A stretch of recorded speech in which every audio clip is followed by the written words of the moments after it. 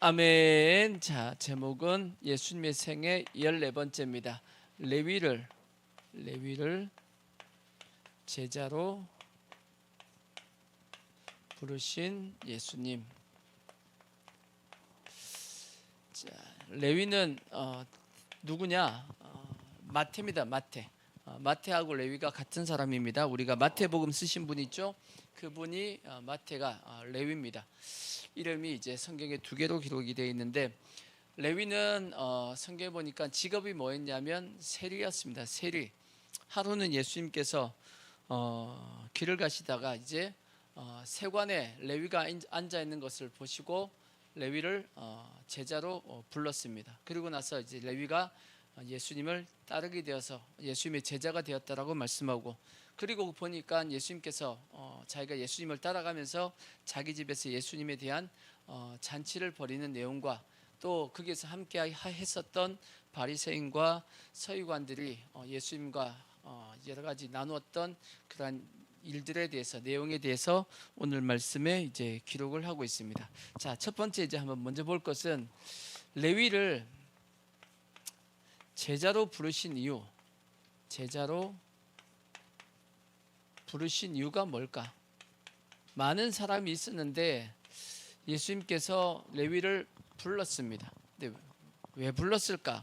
자, 5장 27절 본문 말씀을 보면 예수님께서 레위를 이렇게 불렀습니다. 그 후에 예수께서 나가사 레위라는 세리가 세관에 앉아 있는 것을 보시고 나를 따르라 하시니라고 되어 있습니다. 예수님께서 레위를 불렀을 때 그냥 부른 것이 아니고 왜 불렀냐 하고 봤더니 예수님께서 레위를 뭐 하시고? 보시고라고 되어 있어. 보시고. 근데 이 보시고의 원문의 어떤 원어의 뜻이 뭐냐면 주의 깊게 보다, 그런 뜻입니다. 그러니까 예수님께서 세관에 앉아 있는 레위를 주의 깊게 이렇게 보셨나 봅니다. 보시다가 레위를 불러서 레위야 나를 따라와라 하고 부르셨다는 겁니다. 그러니까 뭔가 예수님께서 레위를 봤죠. 뭘 봤을까? 뭘 보고 자기를 따르라고 했을까? 뭔가 레위의 어떤 모습을 봤겠죠. 보고 이제 예수님을 따르라고 했는데 뭘 봤을까라고 이제 생각해 보면 그 뒤에 어느 정도의 답이 나와 있습니다. 31절에 보시면, 31절 보면 예수께서 대답하여 이르시되 건강한 자에게는 의사가 쓸데없고, 그죠? 건강한데 의사가 필요가 없죠. 또 병든 자에게 가야 쓸데있나니 내가 의인을 부르러 온 것이 아니요 누굴 부르러 왔다? 죄인을 불러 회개시키러 왔다라고 예수님께서 말씀한 거 보니까 레위를 불렀을 때 왜 불렀을까? 레위가 죄인이었기 때문에 불렀다는 거가 아니고 레위가 자기 자신을 뭘로 생각하고 있었다? 죄인으로 생각하고 있었다, 그 뜻입니다. 그러니까 레위가 자기 자신을 죄인으로 생각했다. 죄인으로 생각하니까 그가 어떤 생각을 했겠냐? 죄인이기 때문에 죄에 대한 뭐가 있었죠? 죄에 대한 어떤 마음의 아픔이 있었을 것이고 죄책감이 있었겠죠. 그리고 그 죄에 대해서 어떻게 해결해야 될 터인데 해결할 방법을 못 찾고 있는 거지. 뭔가 하나님 앞에 이 죄에 대해서 해결해야 될 터인데 하는 그런 마음과 또 구원에 대한 어떤 그런 마음과 그것을 예수님께서 뭐 하셨다는 뜻이냐면 보셨다는 뜻입니다. 오늘날도 마찬가지입니다. 하나님께서 우리에게 뭘 보시길 원하냐면 하나님은 우리의 중심 본다고 그랬잖아요. 우리의 중심 속에 우리가 죄인임을 인정하고 고백하는 그러한 우리의 중심을 가지고 있는 것을 주님은 우리가 그걸 보시길 원하시는 겁니다. 아멘. 그래서 우리가 죄사함을 받기 위해서 가장 먼저 필요한 것이 뭐냐라고 했을 때는 우리가 죄인이라는 의식이 필요합니다. 우리는 죄인입니다. 맞아요? 틀려요? 맞습니다. 우리는 죄인입니다. 성경에 보면 의인은 있다고 그랬어요? 없다고 그랬어요? 없다고 그랬습니다. 또 성경에 보면 예수님께서 바리새인과 세리의 기도를 보면 이런 내용이 나옵니다. 자, 누가복음 18장 10절에 보시면, 누가복음 18장 10절에 보시면 두 사람이 기도하러 성전에 올라가니 하나는 누구고? 바리새인이고 하나는 세리입니다. 바리새인은 서서 따로 기도하여 이르되 하나님이여 나는 다른 사람들을 곧 토색 불이 가늠하는 자들과 같지 아니하고 이 누구와도 세리와도 같지 아니함을 감사하나이다. 나는 일회에 2번 금식하고 또 소득의 11조를 드리나이다 하고, 세리는 멀리 서서 감히 눈을 들어 하늘을 쳐다보지도 못하고 다만 가슴을 치며 이르되 하나님이여 불쌍히 여기소서, 나는 죄인으로소이다 하였느니라. 두 사람이 하나님 앞에 기도하러 갔다는 거예요. 바리새인과 세리가 기도하러 갔는데, 바리새인은 자기가 뭐한 것을 하나님 앞에 잘한 것, 의롭게 행동한 것을 쭉 얘기하면서 나는 누구와 같지 않음을, 저 죄인 세리와 같지 않음을 뭐한다? 감사합니다라고 얘기하면서 하나님 앞에 그렇게 기도했다라는 거예요. 근데 세리는 멀리 뒤에 서가지고 감히 가까이 오지도 못하고 하늘을 쳐다보지도 못하고 고개를 숙이며 하나님 앞에 자기 자신은 누굽니다? 죄인입니다라고 하나님 앞에 고백했더니, 하나님은 누구를 의롭다라고 말씀하셨냐? 14절, 내가 너에게 이르노니 이에 저 바리새인이 아니고 이 사람 세리가 의롭다 하심을 받고 그의 집으로 내려갔다라고 말씀합니다. 그래서 무릇 자기를 높이는 자는 낮아지고 자기를 낮추는 자는 높아진다라고 그렇게 말씀을 합니다. 그러니까 하나님은 누구를 부르시고 누구를 택해 주시냐? 자기 자신을 죄인이라고 인정하는 사람, 그 사람을 하나님께서 불러주시고 그 사람의 죄를 사해 주시는 겁니다. 자기 자신이 의인이라고 생각하는데 어떻게 죄를 사할 수 있겠어요? 그러니까 우리도 동일합니다. 하나님 앞에 우리는 뭐다? 죄인이다라는 그런 의식을 반드시 뭐 하셔야 되냐? 가지셔야 됩니다. 그래서 성경에 하나님께서 율법을 주신 목적이 뭐라고 말씀했죠? 죄를 깨닫게 하기 위함이다라고 말씀했어요. 율법을 폐하냐? 예수님께서 사도 바울이 폐할 수 있다 없다? 폐하지 않겠다 그랬습니다. 더욱더 완전하게 세우겠다 그랬어. 왜? 율법을 더욱더 완전하게 세워야지만 뭘 할 수 있으니까, 우리가 죄인임을 깨달을 수 있으니까. 그래서 로마서 3장에 보면 의인은 있다 없다? 없다. 자, 로마서 3장 10절에 보면 이렇게 말씀했어요. 로마서 3장 10절 기록된 바 의인은 있다 없다? 없어요. 몇 명도 없다? 한 사람도 없습니다. 하나도 없으며, 근데 의인이 없는데 뭐도 없냐? 깨닫는 자도 없습니다. 이건 뭔 뜻이냐? 깨닫는 자도 없고 하나님을 아는 자도 없고 찾는 자도 없고 다 치우쳐 함께 무익하게 되고 선을 행하는 자는 없나니 몇 명도 없다? 하나도 없다. 그들의 목구멍은 뭐한 것이요? 열린 무덤이요. 그 혀로는 뭘 얘기하고? 속임을, 맨날 거짓말하고 나쁜 얘기한다는 거. 그 입술에는 뭐가 많냐? 입술에는 독사의 독이 있으니까 상대편을 뭐 한다는 얘기죠? 계속 죽인다는 뜻입니다. 독사의 독으로 죽인다고. 누가요? 우리 다 인간이 다 그렇다는 뜻입니다. 인간이 다 그렇다고. 그 입에는 저주와 악독이 가득하고 그 발은 뭐한데 빠르다? 피 흘리는데 빠른지라. 피 흘리는데 빠른다는 게 뭐냐?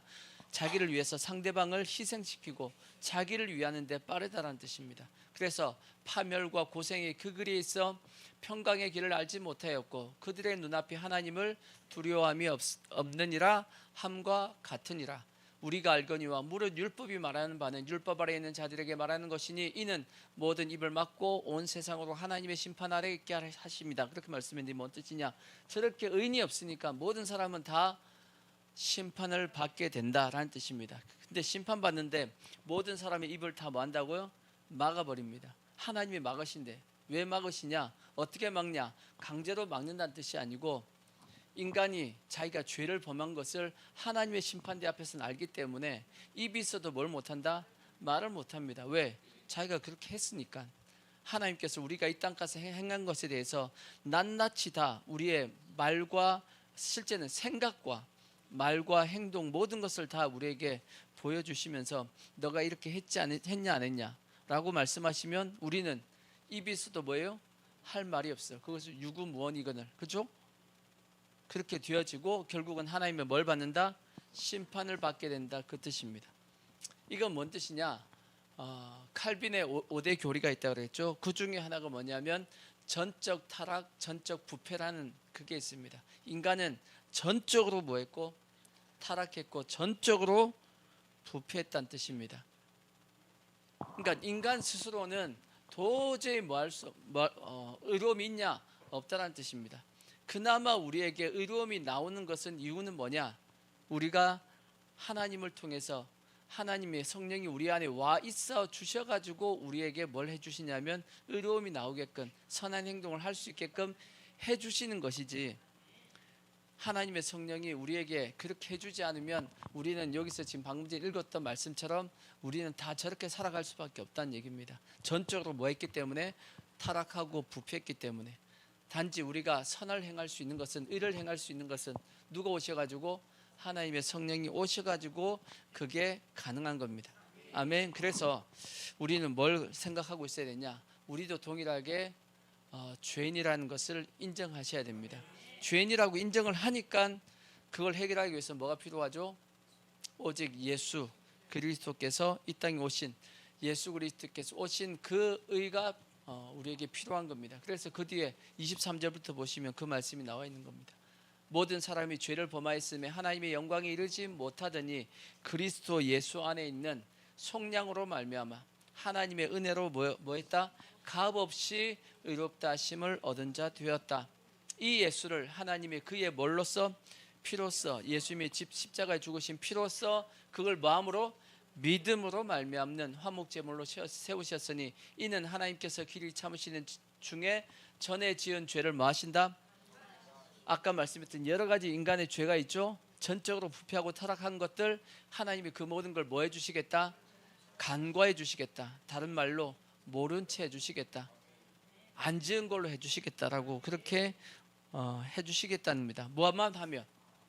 예수의 피만 믿기만 하면 그렇게 해주겠다라고 말씀했어요. 그래서 하나님 자기의 의로우심을 나타내려 하심이라. 곧 이때 자기도 자기의 의로우심을 나타내사 자기도 의로우시며 또한 예수 믿는 자를 의롭게 하려 하심이다 라고 말씀했어요. 그러니까 예수 믿는 사람들이 우리가 잘나가지고 의인이라서 구원받은 것이 아닙니다. 죄인임을 인정해서 구원받은 겁니다. 아멘. 그래서 우리는 늘 뭘 고백해야 되냐? 나 자신이 무엇임을? 죄인임을 고백해야 돼.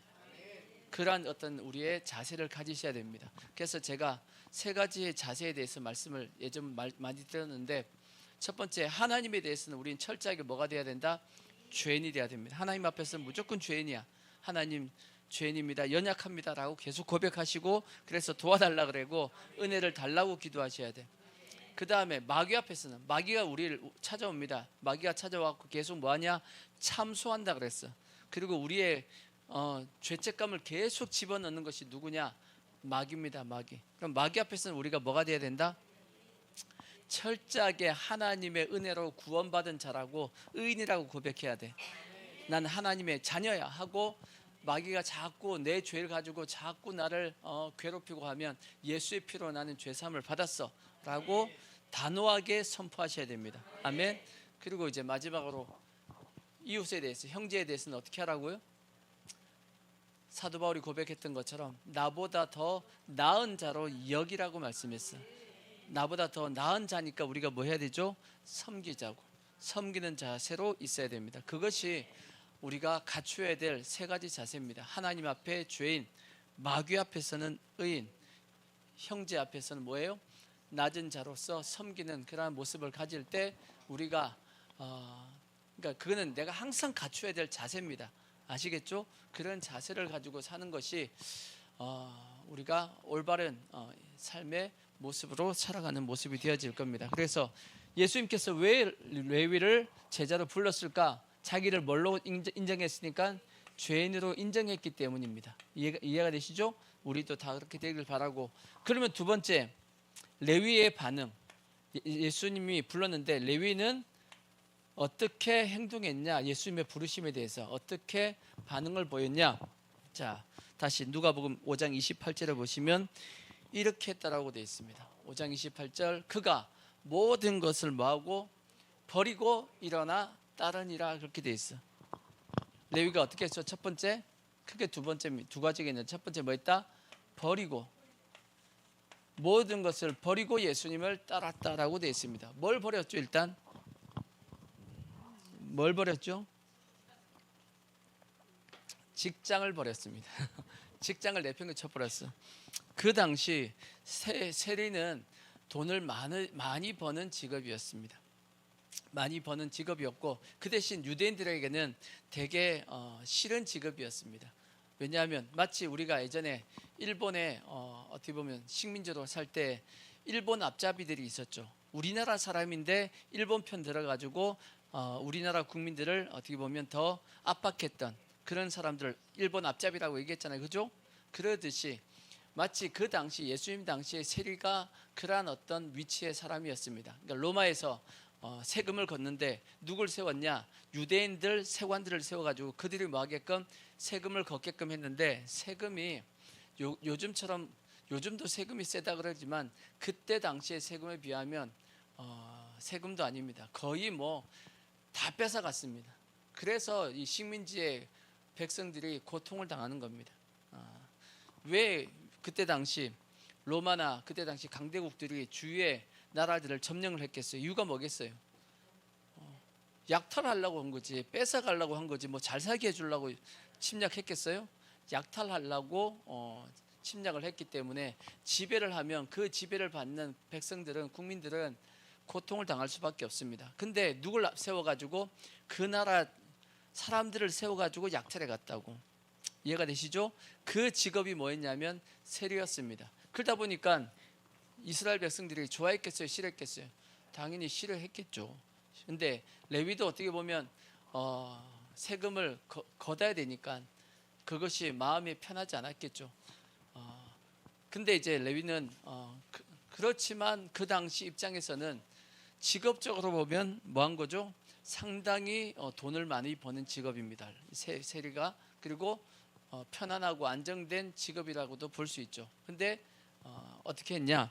뭐하고 그걸 버리고 예수님을 따랐다라고 되어 있어요. 성경에 보면 예수님이 따르라고 했을 때는 반드시 뭐가 필요하냐?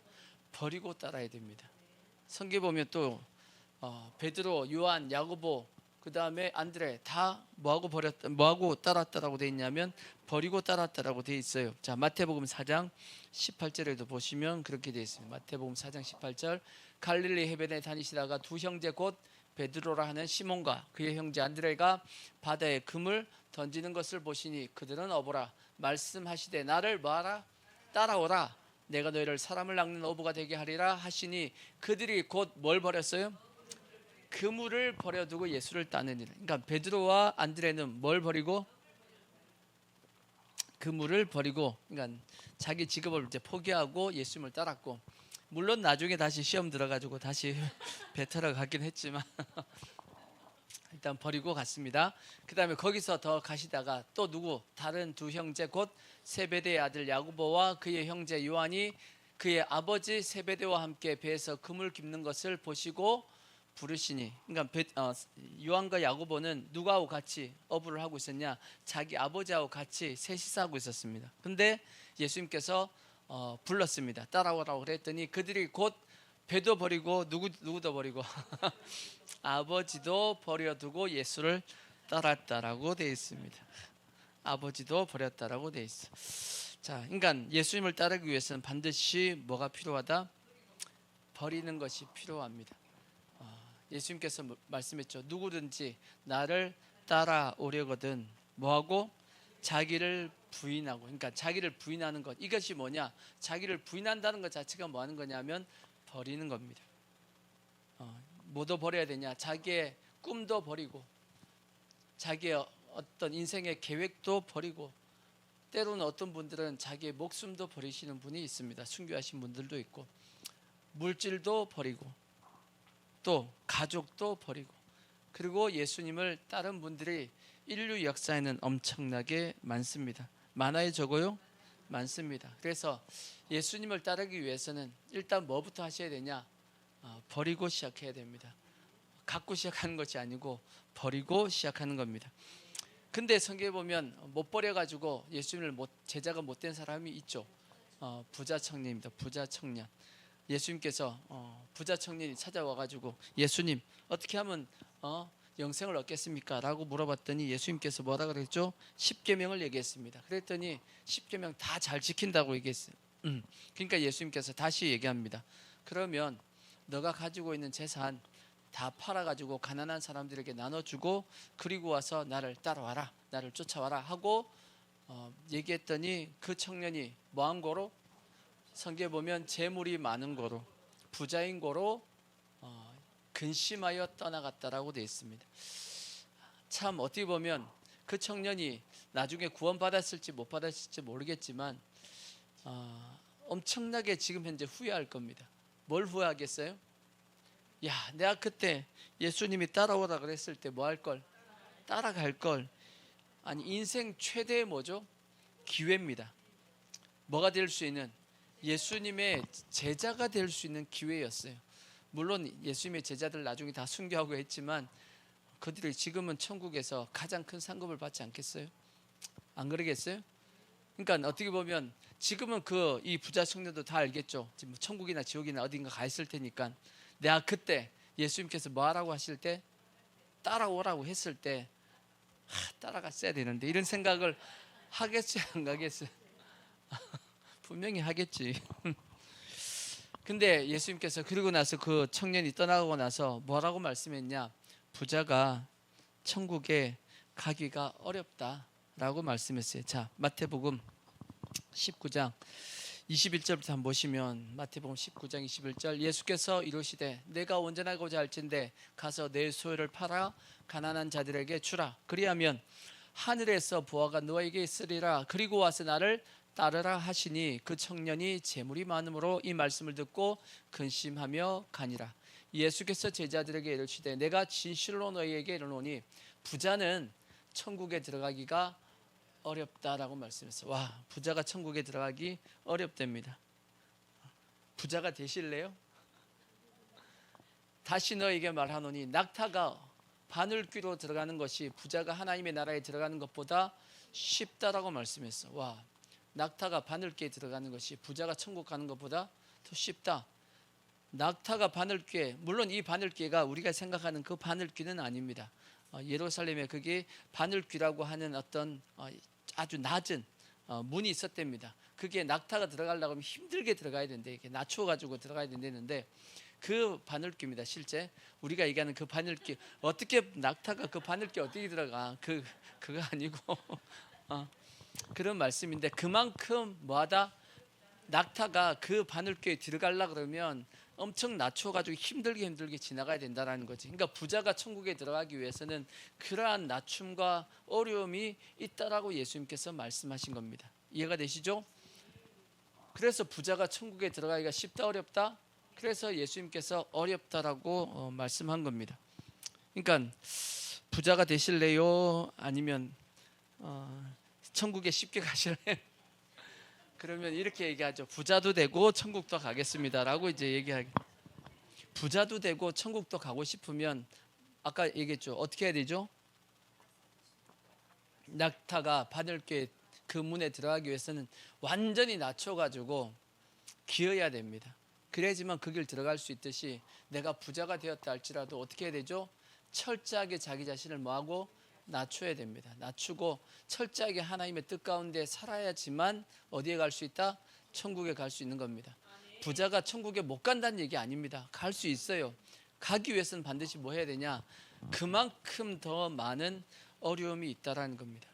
그게 예수님께서 하셨던 말씀이에요. 그러니까 부자가 천국에 가기가 쉽지 않은 것은 그만큼 부자는 천국에 들어가기 위해서 더 낮추는 노력이 그에게 필요하다라고 말씀하고 있는 겁니다.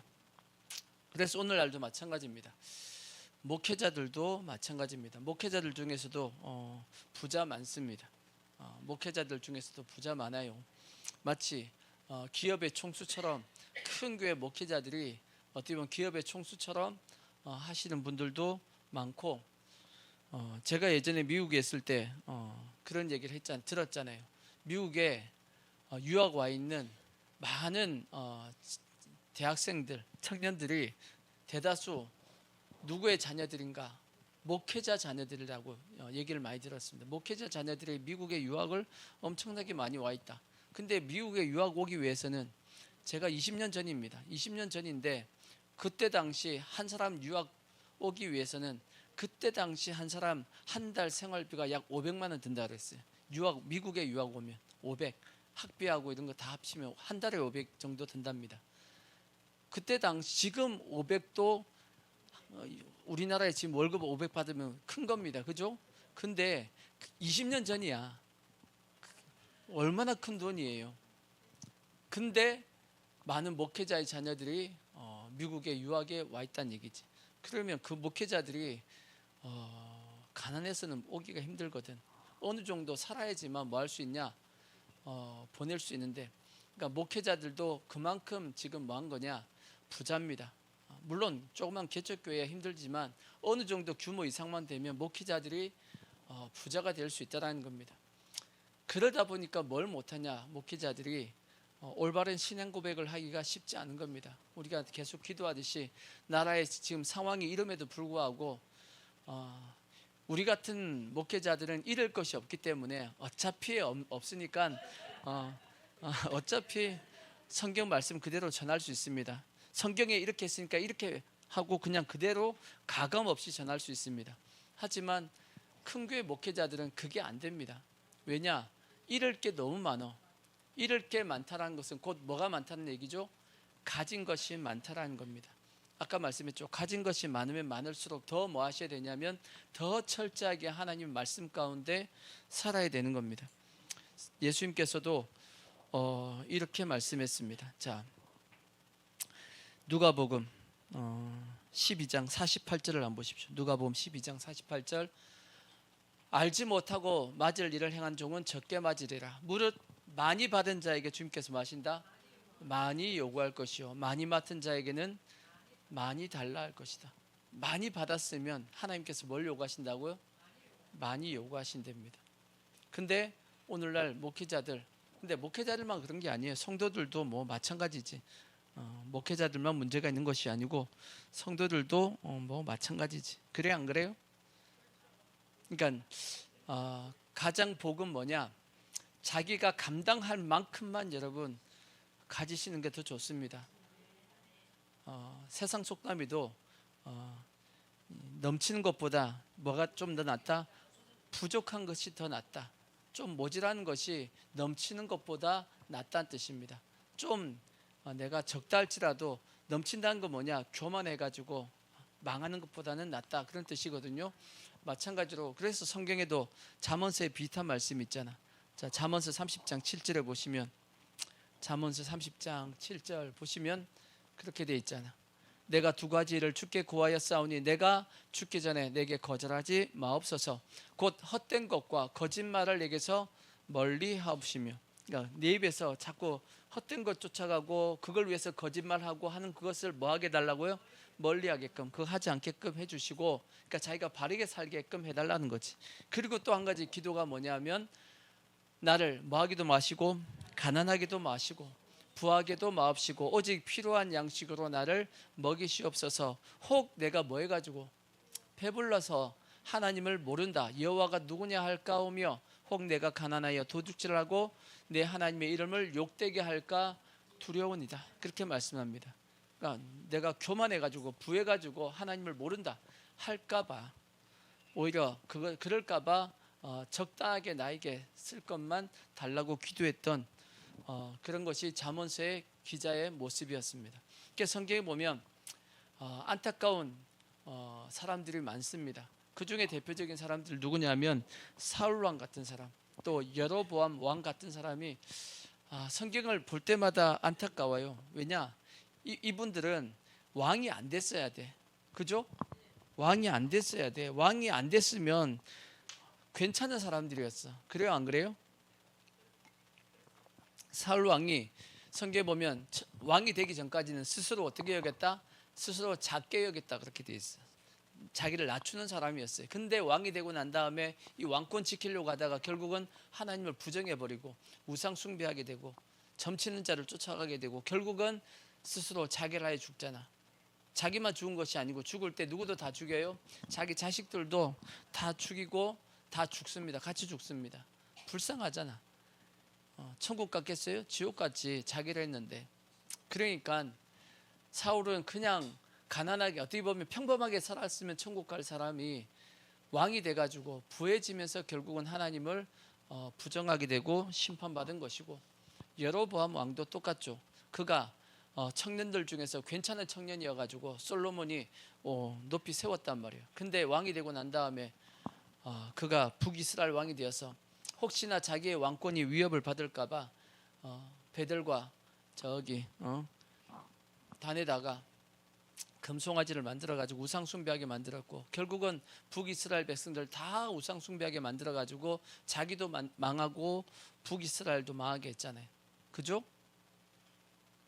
근데 여러분, 그래도 속으로 얘기합니다. 그래도 부자가 되고 싶어요. 그래도 부자 되십시오. 부자가 되시되 그만큼 부자가 될 신앙이 되십시오. 난 그렇게 얘기하고 싶어. 부자가 되지 말라는 얘기 아니에요. 잘 살아야지. 잘 살면 좋죠. 근데 그걸 감당할 수 있는 능력을 가지고 하십시오. 분명히 예수님께서 말씀했죠. 많이 맡은 자에게 뭐 하신다? 주님이 많이 요구하신다 그랬어요.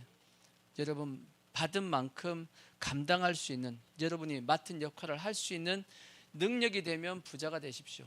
아니면 그냥 평범하게 사는 게 낫습니다. 왜냐, 지금 현재 이 목회자들을 보면서도 우리가 느끼는 게, 제가 황 목사님하고 탁구 치면서 이제 가끔씩 이제 얘기하는데, 황 목사님이 그런 얘기 하시다. 거기도 뭐 교회가 큰 건 아니죠. 하지만 작은 것도 아닙니다. 뭐 자기 교회 있고 하시니까. 근데 아주 큰 교회는 아니잖아. 근데 황 목사님도 그런 얘기 하시더라고. 내가 큰 교회 아닌 게 감사하다고. 요즘은 큰 교회 목회자들 요즘 보면서 자기도 저건 아닌데 하는 게 너무 많대. 근데 그래서 오히려 큰 교회가 아니고 작은 교회인 것이 감사하다라고 얘기를 하시더라고. 근데 뭐 마찬가지입니다. 동일합니다. 우리가 올바른 신앙 고백할 능력이 없다라면, 그죠?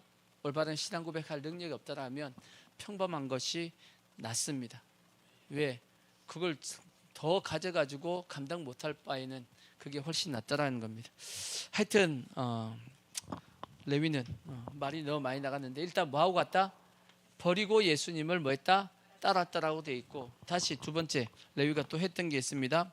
누가복음 5장 29절에 보시면, 자, 신약성경 누가복음 5장 29절입니다. 자, 5장 29절 보시면, 레위가 예수를 위하여 자기 집에서 뭘 벌였다? 큰 잔치를 벌였대. 큰 잔치. 와. 그러니까 레위가 잔치를 벌였답니다. 왜 벌였겠어요? 잔치를. 예수님이 자기를 뭘로 삼아 주셨으니까, 제자로 삼아 주셨으니까 너무 기쁘고, 또 한편으로는 감사해 가지고 잔치를 벌이지 않았겠어요? 아멘. 예수님의 제자가 되는 게 나빠요? 너무 기쁘고 감사하니까. 왜 더 레위가 기쁘고 감사했냐면, 이유가 뭐냐? 아까도 말씀했잖아요. 세례에 대해서 유대인들이 어떻게 생각했다고요? 다 죄인 취급하고 전부 다 싫어하고 또 욕하고 저주하고. 왜? 로마의 앞잡이라고 생각했으니까. 다 모든 백성들이 그렇게 보고 있는데, 그런 자기를 누구로 삼아줬으니까, 예수님께 제자 삼아주겠다가 따라오라 그러니까 너무 기뻤던 겁니다. 근데 나중에 이걸 보고 또 영향을 받아갖고 회개한 사람이 있죠. 그게 누구죠? 그게 삭개오야, 삭개오.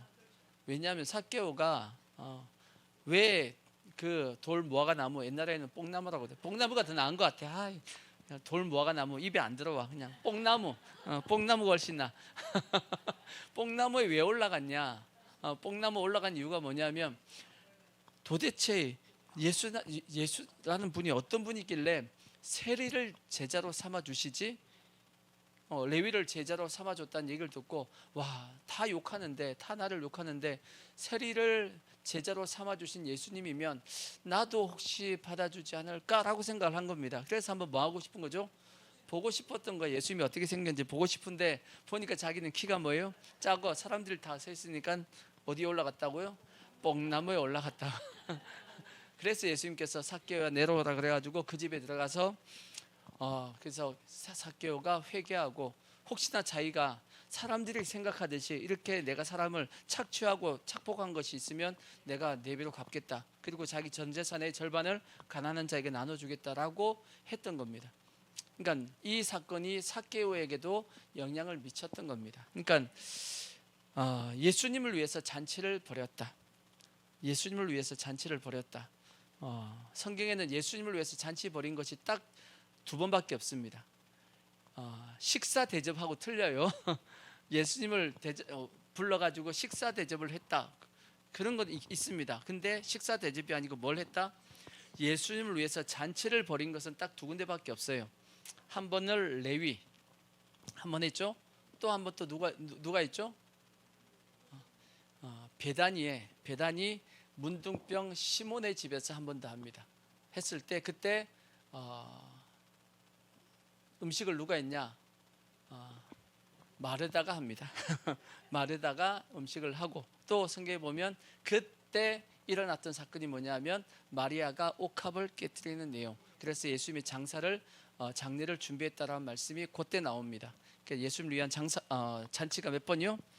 2번 있었습니다. 근데 그러면 이들만 잔치해야 되냐? 우리도 잔치해야 돼, 안 해야 돼요? 예수님을 위해서 잔치 해드리고 싶어요? 해드리고 싶어요? 어떻게 해드릴래? 음식 만들어 가지고 상 위에 올려놓고 드세요 이렇게 하면 예수님이 드실까? 잔치를 한 이유는 아까 자기를 제자로 불러주신 것에 대해서 감사하고 기쁘고 해서 그렇게 했듯이, 예수님에 대한 잔치를 하고 싶으면 몇 가지 조건이 있겠죠? 조건이 뭐냐? 예수님이 그 잔치에 뭐가 돼야 되냐? 주인공이 돼야 되지, 그죠? 그리고 예수님이 대접을 받아야 될 것이고, 그렇죠? 그리고 대접 받으신 예수님이 기뻐하셔야 돼. 그래야지 그것이 예수님을 위한 잔치가 되겠죠?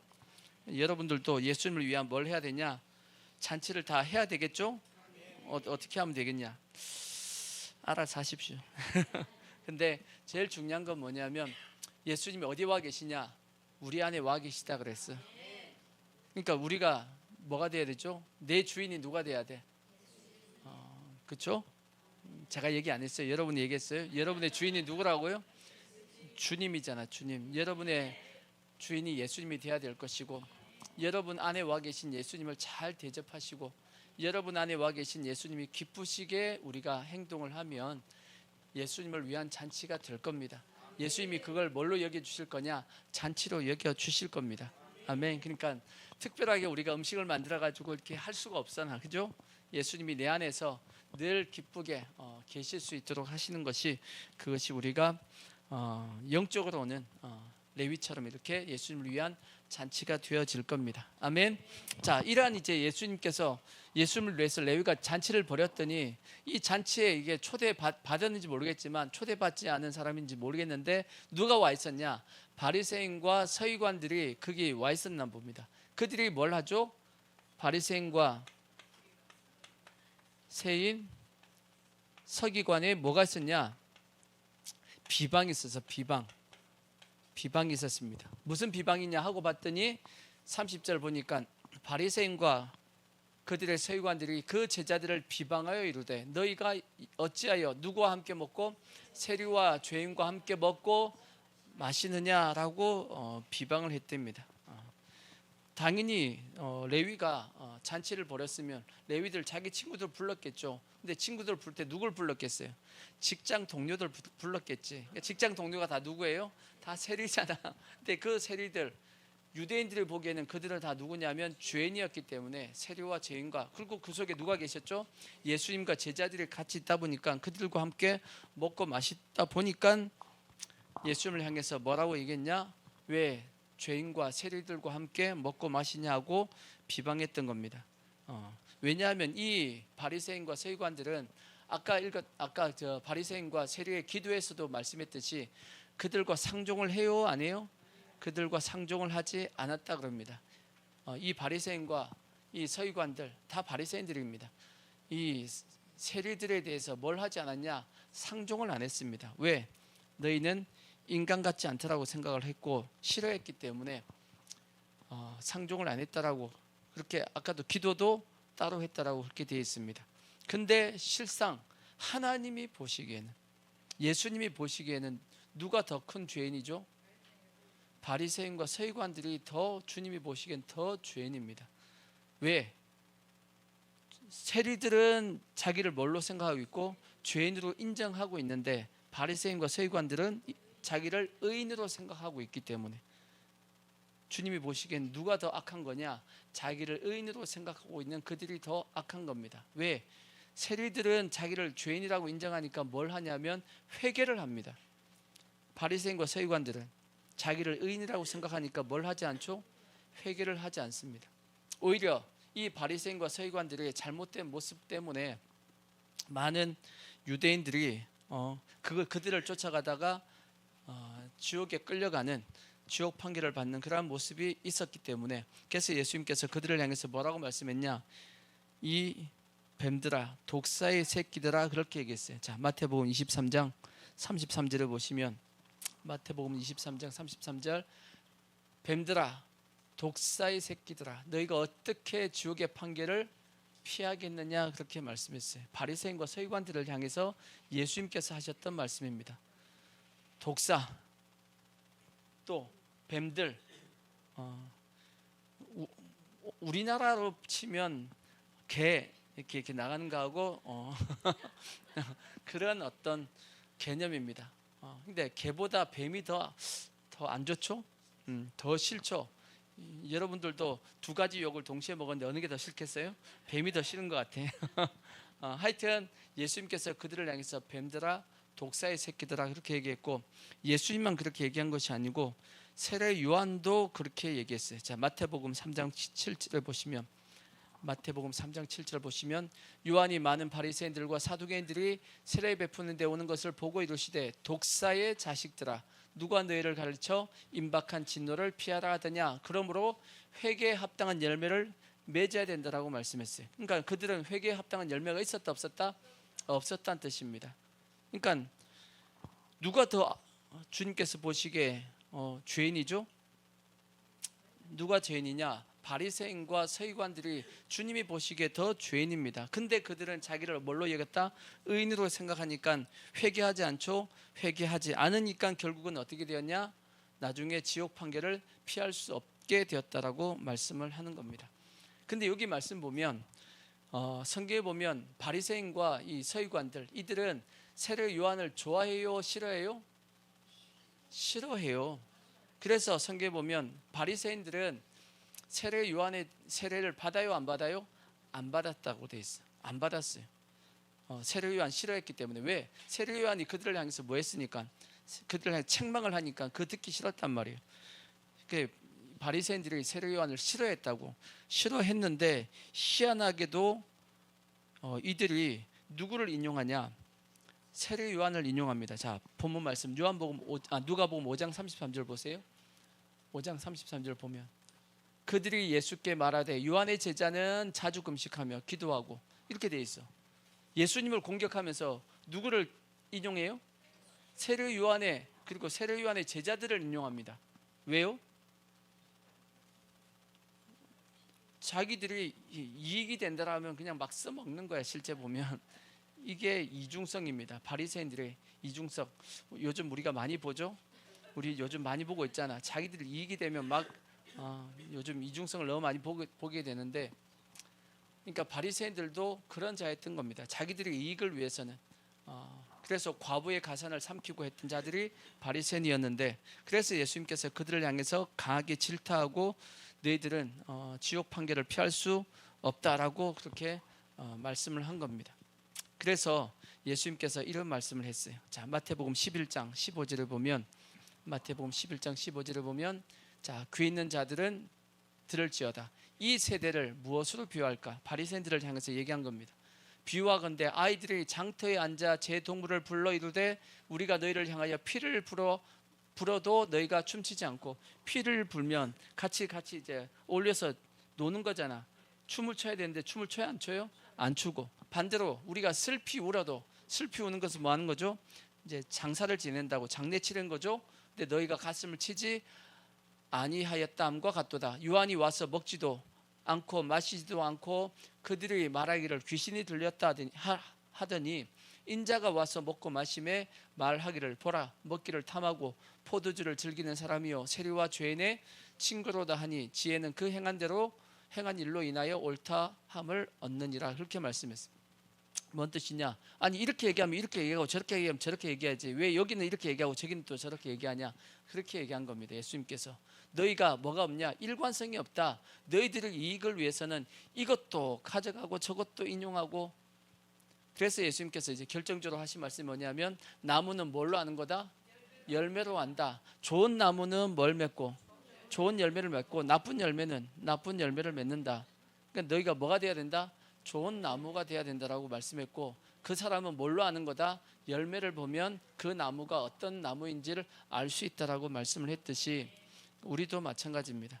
우리도 하나님 앞에 우리도 바르게 행동하고 바른 믿음의 모습을 가져야 됩니다. 그러면 어떻게 해야 되냐? 이들은 죄인들과 함께 했던 예수님과 그 제자들을 향해서 공격을 했습니다. 비방을 했습니다. 우리는 그러면 어떻게 해야 돼? 죄인들에 대해서 그들이 회개하고 나오기를 원하면 우리는 반드시 뭐 해야 되냐? 다 받아줘야 되고 그들의 허물을 덮고 용서하고 관용하고 그런 자세가 성도들에게 있어야 되는 겁니다. 보고 그냥 잘못한 거 있으면 그냥 비방하고 정죄하고 그렇게 하면 안 됩니다. 우리는 어떻게든지 예수 믿는 사람은 어떻게든지 어느 방향으로 가는 거냐? 살리는 방향으로 가는 겁니다. 심판자는 누구밖에 없냐? 오직 하나님 한 분만 심판자고 재판자입니다. 우리는 재판자 아니에요. 우리는 오히려 어느 위치에 서 있어야 되냐면 변호사 위치에 서 있어야 돼요. 변호 위치에. 그러니까 재판을 할 때 보면 재판장이 있고 한편은 검사가 있죠. 한편은 변호사가 있습니다. 피고인이 있습니다. 우리는 어느 편에 들어야 되냐? 변호사 편에 들어가지고 어떻게 하든지 이 죄인이지만 뭐 할 수 있게끔 그 사람이 살아갈 수 있게끔 구원받을 수 있게끔 돕는 자가 우리의 위치입니다. 실제 그렇게 하기 위해서 이 땅에 오신 분이 누구시냐면 그분이 성령님입니다. 보혜사 성령님. 보혜사라는 뜻이 뭐죠? 변호사라는 뜻입니다. 우리를 변호해 주시고 우리를 위해서 우리를 구원시키기 위해서 역사해 주시는 분이 누구냐? 그분이 우리 안에 와 계신 성령님이다라고 예수님께서 말씀했다고. 그러니까 우리도 그와 같은 일들을 뭐 하셔야 되냐? 하셔야 되는 겁니다. 아멘. 그것이 예수님께서 우리에게 원하시는 모습이지 그걸 비방해서는 된다 안 된다? 안 됩니다. 절대. 그래서 여러분 정죄에 빠르지 마십시오. 내가 자꾸 누구의 허물을 보고 자꾸 정죄하는 것 그 자체가 여러분 그게 똑똑한 거 아니에요. 잘난 거 아니야. 아시겠죠? 우리는 그걸 덮을 수 있는 품을 수 있는 능력이 그게 큰 사람이야. 근데 오늘날 잘못돼가지고 그걸 꼭 집어내가지고 콕콕콕콕 찍는 게 똑똑하다 아니에요. 품는 게 큰 사람이야.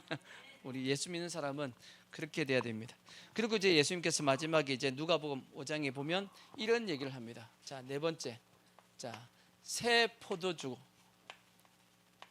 그 다음에 새 부대가 나오죠. 낡은 묵은 포도주가 나오고 또 낡은 뭐가 나오죠? 부대가 나옵니다. 자, 새 포도주는 어디에 넣어야 된다? 새 부대에 넣어야 되고 그 대신 새 포도주를 어디에 넣으면 안 돼요? 낡은 부대에 넣으면 뭐 한다? 둘 다 못 쓰게 된다라고 말씀을 하고 있습니다. 자, 한번 보시면 자 5장 자, 몇 절을 보시냐면 자 37절을 보시면 37절 보시면 새 포도주를 낡은 가죽 부대에 넣는 자가 없나니 만일 그렇게 하면 새 포도주가 부대를 터뜨려 포도주가 쏟아지고 부대도 못 쓰게 되리라. 새 포도주는 어디에 넣어야 된다? 새 부대에 넣어야 할 것이니라. 근데 문제는 뭐냐? 묵은 포도주를 뭐하고? 마시고 새 것을 원하는 자가 없나니 이는 묵은 것이 좋다 합니다 라고 성경에 기록이 되어 있습니다.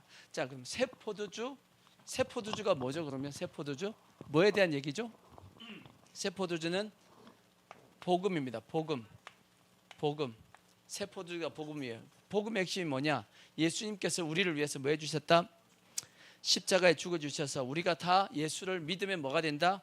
구원을 받는다. 죄사함을 받고 구원을 받는다. 그것이 뭐냐면 복음입니다. 새 부대는 뭐냐? 이 복음을 우리는 어떻게 받아야 되죠? 뭘로 받아야 되죠? 믿음으로 받아야 돼. 그러니까 복음은 우리가 뭐 하면 되냐? 믿음으로 담는 겁니다. 이해가 되시죠? 묵은 포도주는 그럼 뭐겠어요? 율법이죠. 율법. 그다음 낡은 부대는 뭐죠? 낡은 부대는 율법주의. 다르게 얘기하면 행위구원입니다. 행위구원. 뭐요? 행위구원. 그러니까 새 포도주는 복음은 반드시 어디에 집어넣어야 되냐? 믿음에 넣어야 됩니다. 마치 새 포도주를 낡은 가죽 부대에 넣으면 이게 뭐 하게 되냐면 이게 뭐지? 발효가 되고 해가지고 팽창을 하게 되죠. 결국은 나중에 다 터져버립니다. 그래서 부대도 버리고 터지니까 포도주도 다 버리게 된다라고 예수님께서 말씀했죠. 그러니까 반드시 새 포도주는 새 부대에 넣어야 됩니다. 새 포도주를 어디에 넣으면 낡은 부대에 넣으면 된다 안 된다? 그러니까 복음을 뭘로 받아들이면 안 되냐면 율법주의처럼 받아들이면 안 된다는 뜻입니다. 행위 구원으로 받아들이면 안 된다고. 근데 오늘날 많은 성도들이 그렇게 한단 말이에요. 분명히 복음인데 믿음으로 안 받고 뭘로 받아요? 율법주의처럼 받는 분들이 있어요, 없어요? 있단 말이에요. 그래서 사도 바울이 갈라디아에서 뭐라고 말씀했죠? 너희가 성령으로 시작했다가 뭘로 마치겠느냐? 육체로 마치겠느냐 하고 책망을 했듯이 그렇게 되어지는 경우가 많고, 실제적으로 새 포도주를 낡은 부대에 넣은 그 종교가 뭐냐면 그게 천주교입니다. 그게 뭐냐면 전부 다 새 포도주 복음을 예식과 의식에다 다 집어넣어 버렸어. 천주교는 여러 가지 해야 될 예식들이 있습니다. 또 거쳐야 될 여러 가지 성사들이 있습니다. 그걸 해야지만 뭘 받는다? 구원을 받는다라고 행위 구원을 얘기합니다. 낡은 부대에 넣으면 돼요, 안 돼요? 안 됩니다. 새 포도주는 반드시 어디에 넣어야 되냐?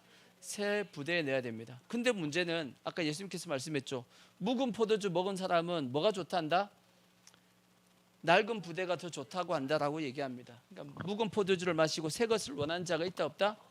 없다라고 말씀합니다. 왜냐? 익숙하기 때문이에요. 익숙하기 때문에. 마치 우리가 오래 쉬는 신이 뭐한 거죠? 편하죠. 오래 쉬는 신이 편하긴 편하지. 근데 새 신으로 갈아 신어야지. 왜 새 신으로 갈아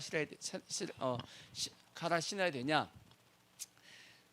이미 하나님께서 구약에부터 다 말씀했습니다. 내가 너희들에게 뭘 주겠다? 새 언약을 줄 것이다. 그러니까 새 부대, 복은 뭐냐면 새 언약이라고 돼 있어요. 새 언약.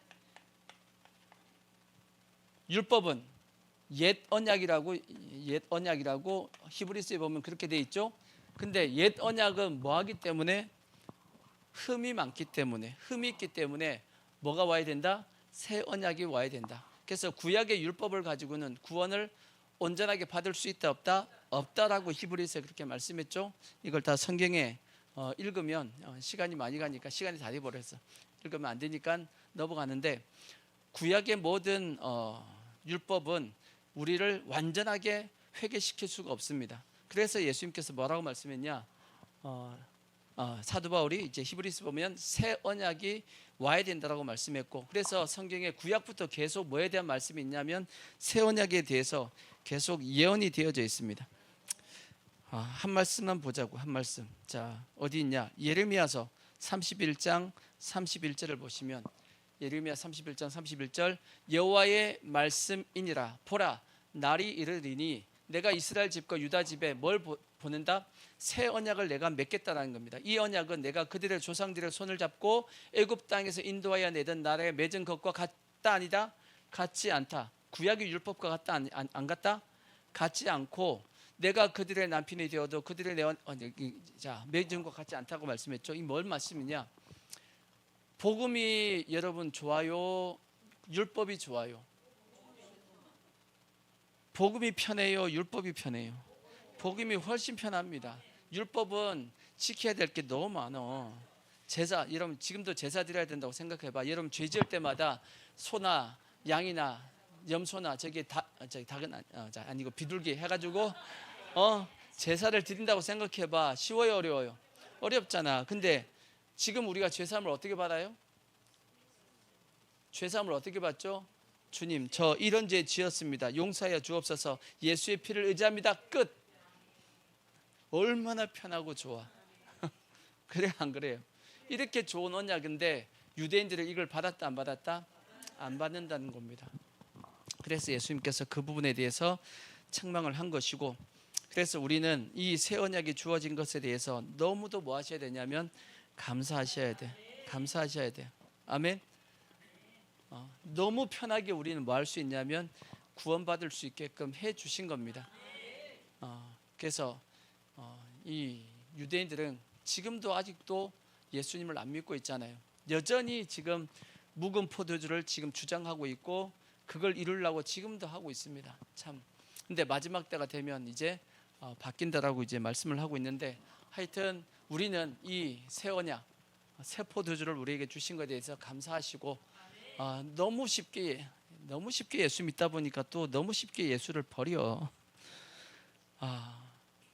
왜냐하면 너무 쉽게 받다 보니까 이 가치를 몰라. 그러면 안 됩니다. 그죠? 마치 부모의 은혜가, 부모가 자식을 키울 때 자식의 입장에서는 부모가 뭔 큰 희생을 한 것처럼 내색을 하냐고 할지 모르겠지만, 부모 입장에서는 자식을 키울 때 엄청난 희생을 해요, 안 해요? 한단 말이에요. 해요, 안 해요? 해요.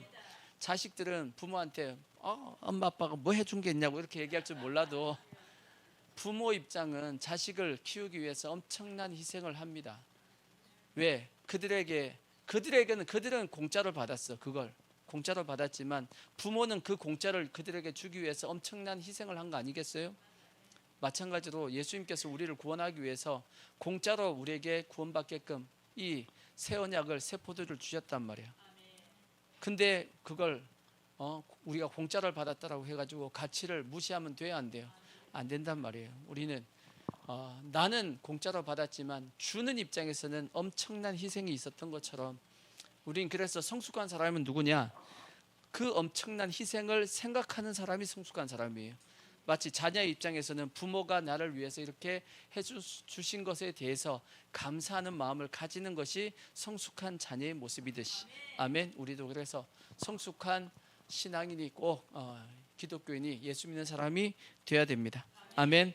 이제 마지막 결론적으로 얘기하면, 레위는 예수님이 따라오라고 했을 때 모든 걸 버리고 예수님을 따랐잖아요. 그죠? 엄청난 뭘 했냐? 신앙 고백을 한 겁니다. 신앙 고백을 하고 예수님을 따랐습니다. 그래서 예수님의 제자가 되었습니다. 이번 주 수요 예배 들을 때 제가 이 말씀을 읽었습니다. 자, 사도행전 6장 7절에 보시면, 사도행전 강의하면서 이 말씀을 설명을 드렸습니다. 자, 사도행전 6장 7절을 보시면, 자, 하나님의 말씀이 점점 왕성하여 예루살렘에 있는 제자의 수가 심히 뭐하고 많아지고, 허다한 제사장의 무리도 이 도에 뭐했다?